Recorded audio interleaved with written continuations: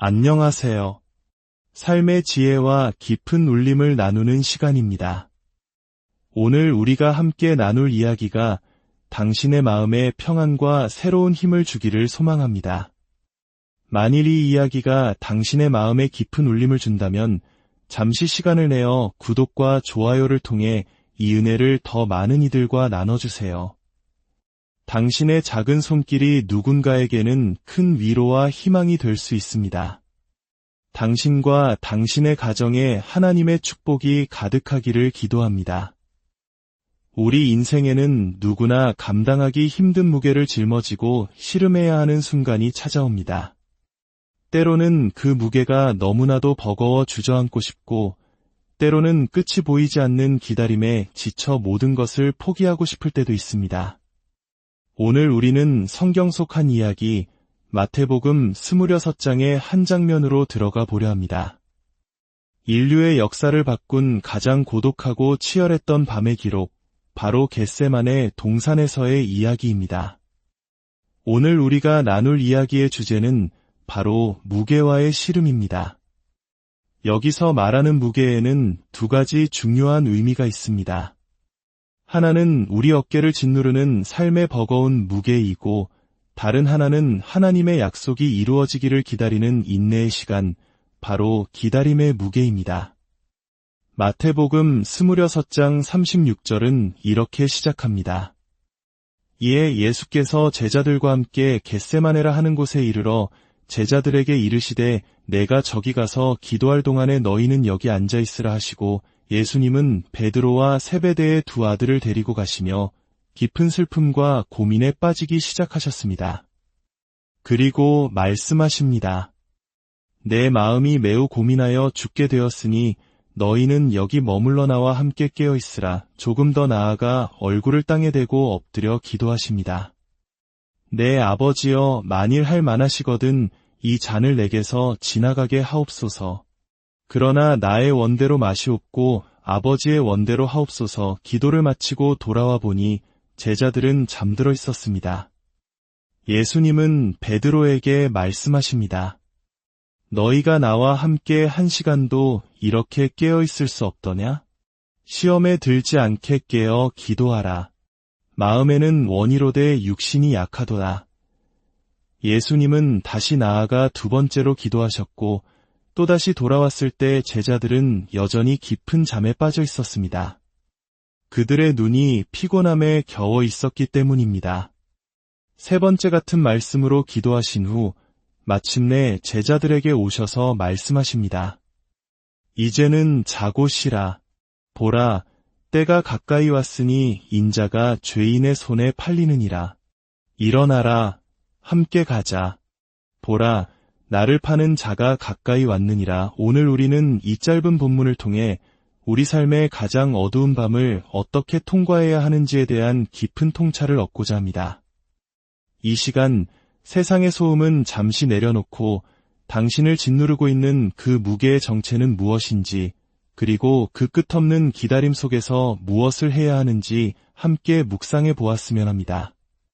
가면을 벗고 위장을 거두고 솔직한 모습 그대로 주님 앞에 나아가는 시간이 되기를 바랍니다. 당신이 싸우고 있는 것이 사탄이든 사람이든 혹은 당신 자신과의 싸움이든 오늘 이 말씀이 당신에게 큰 힘과 위로가 될 것입니다. 우리 삶의 문제는 종종 두 가지 무게, 즉 어깨를 짓누르는 현실의 무게와 하나님의 때를 기다리는 기다림의 무게와 씨름하는 과정에서 비롯됩니다. 하나님, 언제까지입니까? 언제 내 기도가 응답됩니까? 언제 이 고통이 끝납니까? 우리는 주일마다 넘치는 축복과 부흥을 외치지만 월요일 아침이면 다시 기다림이라는 무거운 현실과 씨름하게 됩니다. 이것은 누구에게도 쉽게 털어놓을 수 없는 내면의 깊은 싸움입니다. 그리고 오늘 본문 속에서 예수님은 이 싸움을 홀로 감당하고 계십니다. 물론 우리는 교회 공동체 안에서 함께하고 사랑하는 가족이 곁에 있지만 인생에는 반드시 홀로 싸워내야만 하는 영적 전투가 있습니다. 그런데 이 싸움은 갑자기 시작된 것이 아닙니다. 이 이야기는 인류 구원에 장대한 드라마의 클라이맥스입니다. 구원의 이야기는 한 동산에서 시작하여 다른 동산에서 완성됩니다. 바로 에덴 동산에서 시작하여 겟세마네 동산에서 절정을 이루는 것이죠. 첫사람 아담은 에덴 동산에서 하나님의 말씀에 불순종함으로 실패했습니다. 하나님께서 내가 벗은 것을 누가 내게 알렸느냐? 라고 물으셨을 때 아담은 수치심과 두려움에 숨었습니다.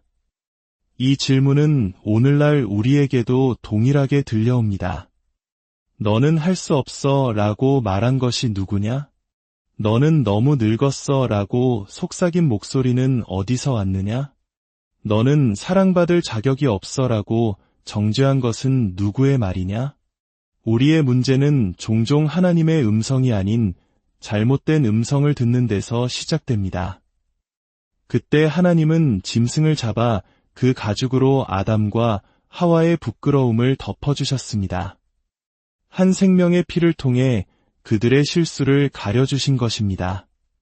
이것이 첫 번째 구원의 시작이었지만 온전한 구원은 아니었습니다. 그리고 이제 두 번째 아담이신 예수님께서 두 번째 동산 겟세마네에 서 계십니다. 첫 번째 동산에서처럼 온전한 구원을 위해서는 육신의 희생이 필요했습니다. 하지만 죄 없으신 예수님께는 죽어야 할 자신의 육신이 없었습니다. 그분은 하나님이시며 동시에 완전한 인간이셨기 때문입니다. 그때 예수님 앞에 온 인류의 죄가 담긴 잔이 노딥니다. 예수님은 기도하십니다. 아버지여, 다른 길이 있다면 이 잔을 내게서 거두어 주소서. 하지만 우리가 그럼에도 불구하고 라는 위대한 순종의 고백에 감격하기 전에 먼저 예수님께서 서 계신 그곳 겟세마네의 의미를 깊이 들여다볼 필요가 있습니다. 겟세마네는 기름 짜는 틀을 의미합니다. 올리브를 으깨어 귀한 기름을 짜내는 곳, 즉 엄청난 압력과 부서짐의 장소입니다. 우리 모두는 풍성한 열매를 맺는 삶을 원합니다. 하나님이 주신 사명을 멋지게 감당하고 싶어 합니다. 하지만 그 열매를 위해 으깨어지는 압력의 과정을 기꺼이 통과하려는 사람은 많지 않습니다. 하나님은 말씀하십니다. 내 안에 있는 가장 귀한 것을 꺼내기 위해서는 너는 반드시 으깨어져야 한다. 놀라운 것은 이 기름 짜는 틀이 있던 겟세마네가 동시에 풍성함과 열매의 장소였다는 사실입니다. 압력이 있는 곳에 열매가 있고 부서짐이 있는 곳에 하나님이 찾으시는 생산물이 있습니다. 생각해 보십시오. 만약 우리 삶에 원수의 공격과 같은 시련이 없었다면 우리가 지금처럼 간절히 기도했을까요? 저 자신부터 돌아보면 평안할 때는 하나님, 저를 축복해 주시고 지켜주세요 정도의 짧은 기도로 만족했던 때가 많았습니다. 하지만 인생의 절벽 끝에 섰을 때 저는 비로소 부르짖었습니다. 살아계신 하나님, 지금 당장 이곳에 임하여 주십시오. 주님이 아니면 저는 한 발짝도 나아갈 수 없습니다. 그렇습니다. 겟세마네는 불편함이라는 계절의 시작입니다. 그리고 하나님은 우리에게 말씀하십니다. 불편함에 대해 더 이상 불평하지 말아라. 불편함이야말로 너를 다음 단계로 이끄는 문이다. 우리 모두는 다음 단계로의 도약을 꿈꾸지만 그 과정에 있는 불편함은 피하고 싶어 합니다. 그러나 기억해야 합니다. 더 높은 곳으로 오르기 위해서는 반드시 불편한 과정을 통과해야 합니다. 어떤 이들은 좋은 대학을 나오고 박사 학위를 받은 것을 자랑스러워합니다. 그것은 물론 훌륭한 일입니다. 하지만 우리 중에는 소위 고난대학교에서 박사 학위를 받은 것과 같은 사람들이 있습니다. 인생의 혹독한 시련 속에서 수없이 넘어지고 부서지는 수업을 통과했지만 마침내 그럼에도 불구하고 나는 여전히 여기에 서 있다고 선포하는 법을 배운 사람들입니다. 그들은 압력과 시험을 통과한 증거를 가진 사람들입니다. 하나님은 우리에게 위대한 약속을 보여주시며 환호하게 하시지만 그 약속에 이르는 과정은 종종 감추십니다.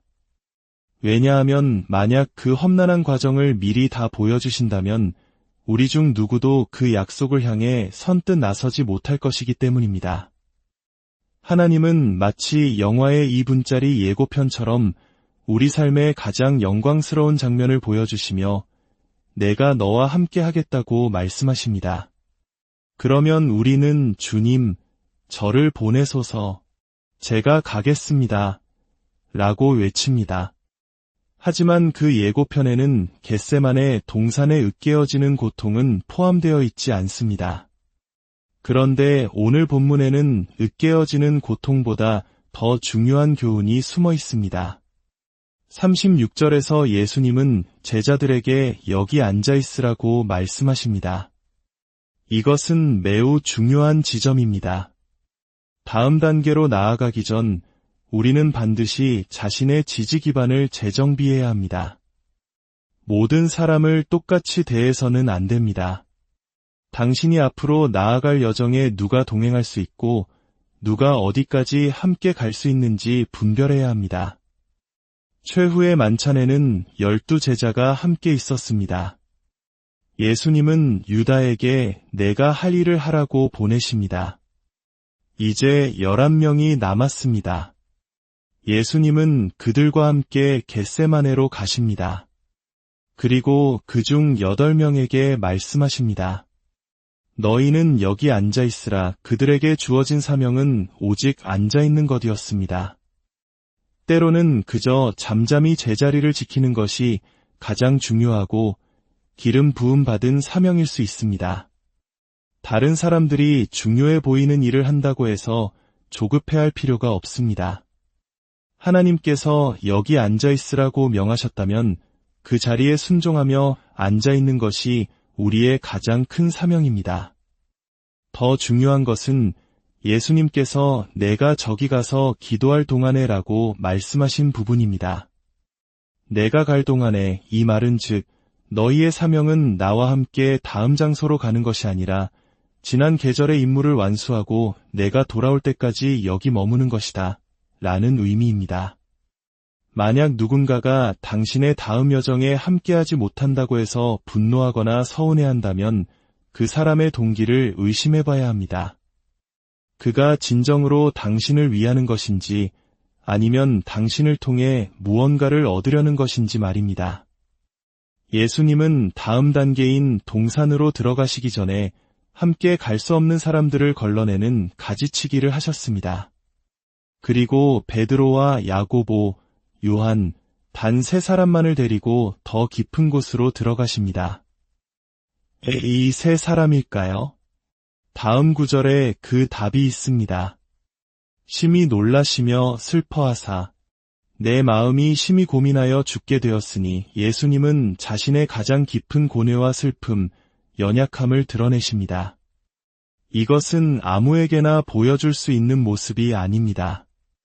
예수님은 자신의 가장 연약한 모습을 누구에게 보여줄 수 있는지, 누가 자신을 감당할 수 있는지 분별하셨습니다.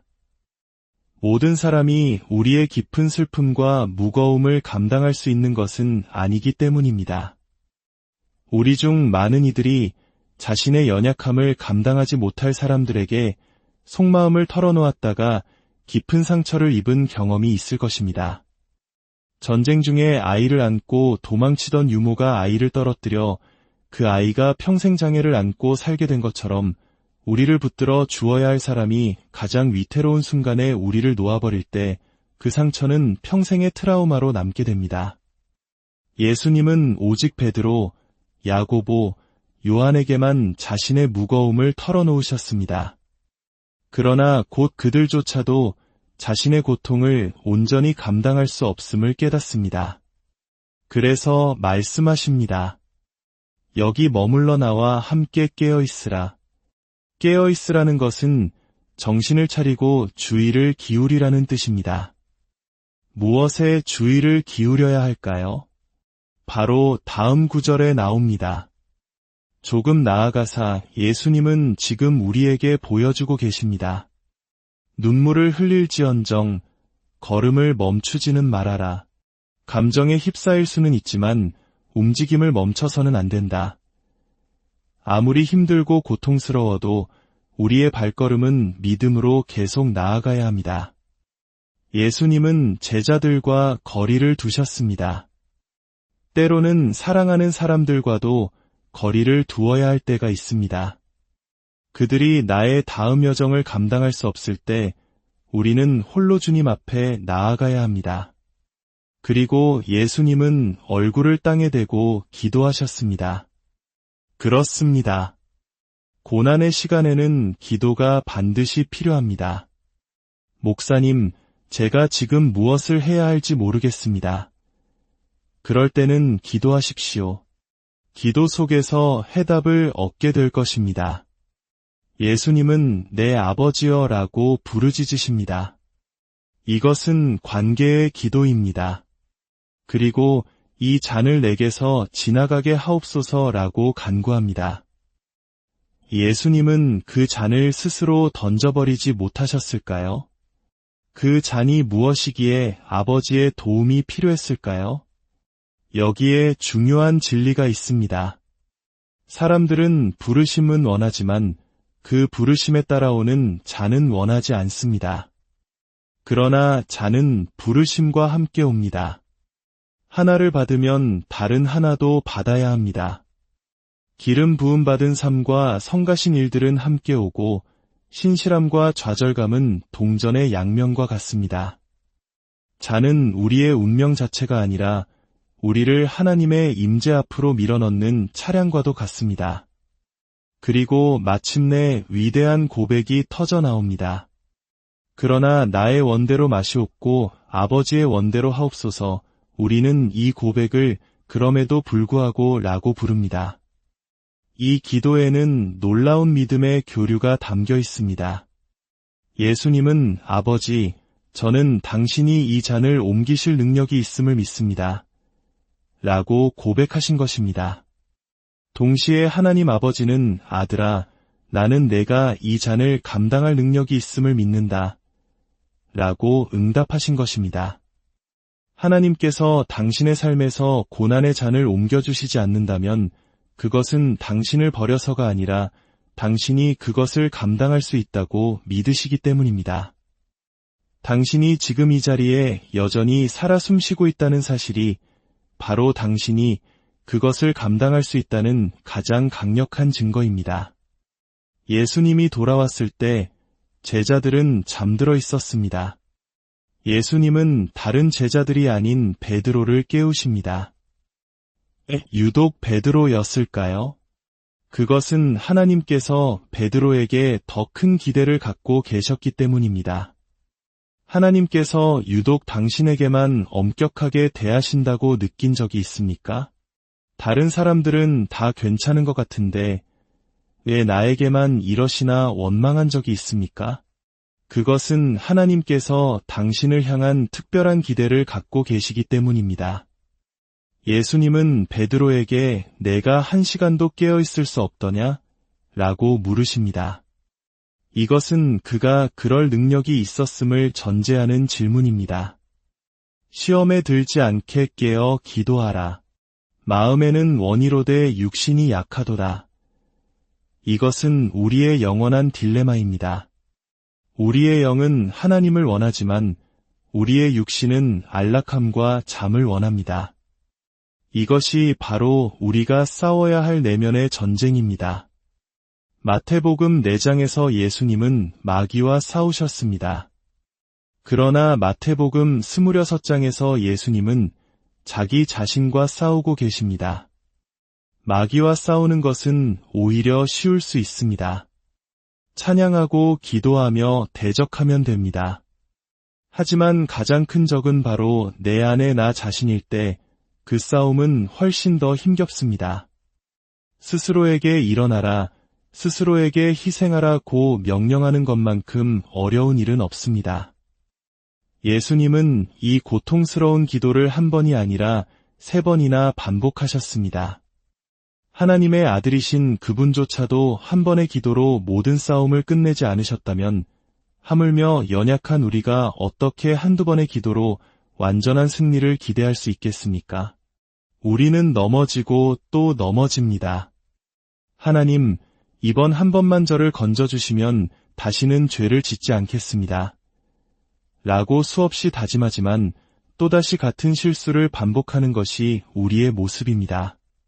그러나 감사한 것은 우리 하나님은 두 번째 기회의 하나님이실 뿐만 아니라 또 다른 기회를 무한히 주시는 하나님이라는 사실입니다. 예수님은 잠든 제자들을 또다시 찾아오셨습니다. 그리고 또다시 그들을 발견하셨습니다. 성도 여러분, 우리는 지금 우리가 살고 있는 이 세상의 시스템 안에서 영적으로 잠들어서는 안 됩니다. 지금이 바로 기도하며 깨어 있어야 할 때입니다. 안주하고 타협하고 게으름에 빠져 하나님께서 예비하신 기적의 시간, 카이로스의 순간을 놓쳐서는 안 됩니다. 잠에서 깨어났을 때 배신자는 이미 문 앞에 와 있을 것입니다. 나는 학력이 부족해서, 나는 나이가 너무 많아서, 우리 집안은 원래 가난해서. 누가 당신에게 그렇게 말했습니까? 에덴 동산에서 들려왔던 그 거짓의 목소리를 거부하십시오. 예수님은 겟세마네에서 그 모든 거짓과 실패를 되사시기 위해 피땀 흘려 기도하고 계십니다. 그분은 우리의 모든 것을 되찾아주고 계십니다. 단, 한 가지 조건이 있습니다. 으깨어지는 장소에 집을 짓지 말라는 것입니다. 고난의 자리가 당신이 영원히 머물 안식처가 되게 하지 마십시오. 마침내 예수님은 말씀하십니다. 일어나라, 함께 가자. 기나긴 시름의 과정이 끝나자 이제 제자들도 일어날 수 있게 되었습니다. 조심하십시오. 당신의 모든 힘든 과정이 끝나고 열매가 맺혔을 때만 함께 하려는 사람들을 경계해야 합니다. 당신이 버스를 타고 다니며 힘겹게 아르바이트를 할 때는 외면하더니 이제 당신이 좋은 차를 타고 성공한 것처럼 보이자 다가오는 사람들이 있습니다. 그들은 당신을 위한 사람들이 아닙니다. 하나님은 당신의 고난의 시기를 통해 누가 진짜이고 가짜인지를 보여주셨습니다. 그것은 거절이 아니라 분별의 시간이었습니다. 예수님은 곧 베드로가 자신을 부인하고 모든 제자들이 흩어질 것을 아셨습니다. 그러나 그분은 또한 아셨습니다. 마침내 자신의 은혜가 그들 모두를 다시 집으로 불러 모을 것이라는 사실을. 오늘 우리는 무게와의 씨름에 대해 나누었습니다. 어깨를 짓누르는 삶의 무게와 하나님의 때를 기다리는 인내의 무게. 이 두 가지와 씨름하며 때로 우리는 붐비는 군중 속에서도 깊은 외로움을 느낍니다. 예수님께서 그러셨던 것처럼 말입니다. 설교를 하면서도 외롭고 기도하면서도 홀로 남겨진 것 같은 기분이 들 때가 있습니다. 하나님, 도대체 제 삶에서 무엇을 하고 계신 겁니까? 라고 부르짖게 됩니다. 예수님께서 내 마음이 심히 고민하여 죽게 되었다고 말씀하셨을 때 저는 큰 위로를 받았습니다. 그분께서도 죽을 것 같은 고통을 느끼셨다는 사실이 죽을 만큼 힘든 순간을 보내고 있는 우리에게 얼마나 큰 위안이 됩니까? 어쩌면 오늘 이 자리에 죽을 것 같은 마음으로 하루하루를 버티고 있는 분이 계실지 모릅니다. 소리 내어 울 수도 없고 누구에게 털어놓을 수도 없는 깊은 어둠 속에서 신음하고 있는 분이 계실지 모릅니다. 바로 당신을 위해 기도하고 싶습니다. 당신의 마음에는 오직 하나님만이 채우실 수 있는 공간이 있습니다. 그 어떤 사람도, 그 어떤 성공도 채울 수 없는 그 깊은 곳을 향해 지금 하나님께서 말씀하기를 원하십니다. 아버지 하나님, 오늘 이 자리에 있는 모든 이들을 위해 기도합니다. 또한 각자의 자리에서 이 말씀을 듣고 있는 모든 영혼들 위해 주님의 손을 얹어 주시옵소서. 겟세마네 동산에서 홀로 씨름하는 것 같은 이들의 마음을 만져주시고 그들의 마음에 직접 말씀하여 주시옵소서. 내 마음에게 말씀하소서. 성령이여, 이 찬양의 고백처럼 세상의 모든 소리가 사라지고 오직 주님의 음성만이 우리 마음을 가득 채우게 하옵소서. 우리를 짓누르는 모든 어둠의 권세를 예수 그리스도의 이름으로 묻고 대적합니다. 사탄아, 물러갈지어다. 예수의 피가 우리를 덮으시니 너는 우리 안에서 아무런 권세도 없느니라. 하나님, 우리를 으깨어지는 장소에 두심을 감사합니다. 그 불편함 속에서 주님의 열매를 맺게 하심을 감사합니다. 이 고난의 시간이 우리를 다음 단계로 이끄는 통로가 되게 하옵소서. 주님의 기름 부음이 우리를 통해 흘러넘치게 하시고 마침내 나의 원대로 마옵시고 아버지의 원대로 하옵소서 라고 고백하는 승리의 자리에 서게 하옵소서. 이제 우리가 돌아가는 모든 발걸음 위에, 가정과 직장 위에, 그리고 우리 자녀들 위에 주님의 보호하심이 함께하기를 원합니다. 다시는 영적인 잠에 빠지지 않게 하시고 늘 깨어 기도하며 주님의 때를 준비하는 지혜로운 자녀들이 되게 하옵소서. 모든 문제보다 크신 우리 주 예수 그리스도의